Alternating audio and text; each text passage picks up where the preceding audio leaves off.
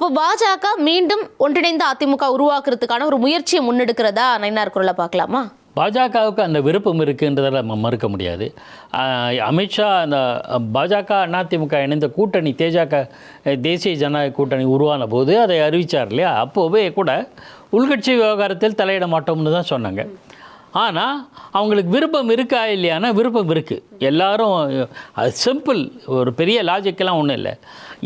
திமுகவுக்கு எதிரான வாக்குகள் சிதறக்கூடாது அப்படின்னா எல்லாரும் ஒன்றா இணையணும். அப்படி தான் அவங்க பாஜக திட்டமிடுது, அதுதான் விரும்புது.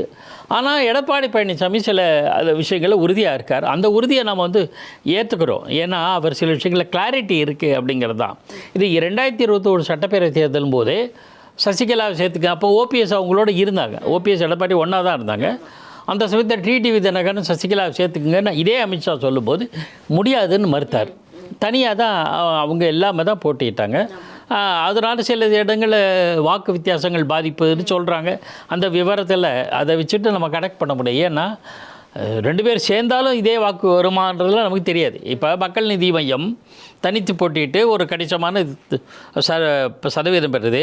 ஆனால் திமுகவோட இணைஞ்சு இப்போ தேர்தலை சந்திச்சில்ல, மக்களவை தேர்தலில், அப்போ எந்த அளவுக்கு பாதிப்பு ஏற்பட்டது தெரியாது நமக்கு. அதை வச்சு சொல்ல முடியாது. அது டிபேட்டெல்லாம் விட்டோம். அந்த விவாதத்தை ஒதுக்கிட்டு நாம் என்ன பார்த்தோம் அப்படின்னா, எதிர்கட்சி எதிரே அணியில் இருக்கிற எல்லா கட்சிகளுக்குமே திமுக ஆட்சியை அகற்ற வேண்டும் என்கிற ஒரே குறிக்கோள் இருக்குது. ஒரு குறிக்கோளில் எல்லாம் ஒன்றா இருக்காங்க, சிதறக்கூடாது அப்படிங்கிறது தான் பாஜகவோட நோக்கம். அதை தான் பாஜகவோட நோக்கத்தை தான் நயனார் நாகேந்திரன் பிரதிபலிக்கிறார். எடப்பாடி உறுதியாக இருக்கார்.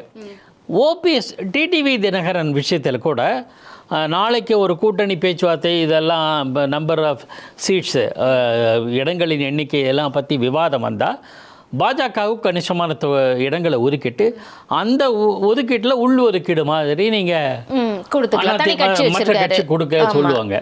ஆனால் ஓபிஎஸ்ஸை அவர் அதிமுக சேர்க்கறதுக்கு எந்த வாய்ப்பும் கிடையாது.